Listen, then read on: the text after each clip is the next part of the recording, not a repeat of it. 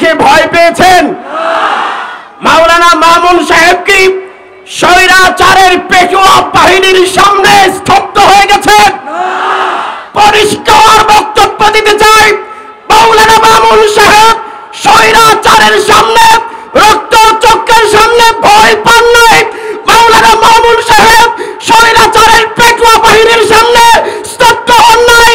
তার যে গতি চলেছে, আল্লাহর কসম, এই গতি জাতীয় সংসদে যে ক্ষান্ত হবে, ক্ষান্ত হবে, ক্ষান্ত হবে।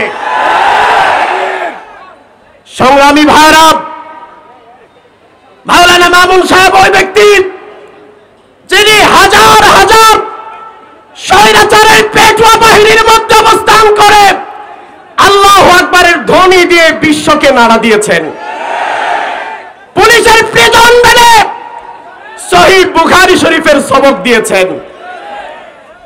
সেই মামুনুল হক সাহেব আজকে বাংলাদেশের আকাশের নিচে, জমিনের উপরে, টেকনাফ থেকে তেতুলিয়া, রূপসা হতে পাতুরিয়া, তিনি যে ঈমান জাগরণের মিছিল নিয়ে, ঈমানি আন্দোলনের স্পৃহা নিয়ে বাংলাদেশের আনাচে কানাচে ঘুরে বেড়াচ্ছেন।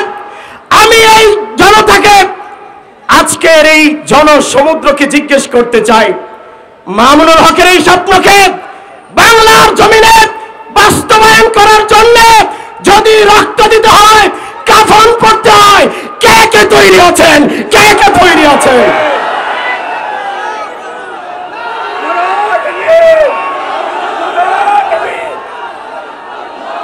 আল্লাহ তাআলা বাংলাদেশে খিলাফতে ইসলামিয়া, ইমারতে ইসলামিয়া প্রতিষ্ঠার মধ্য দিয়ে আমাদের অগ্রযাত্রা অব্যাহত রাখার তৌফিক দান করেন, এই প্রত্যাশা ব্যক্ত করে শেষ করছি।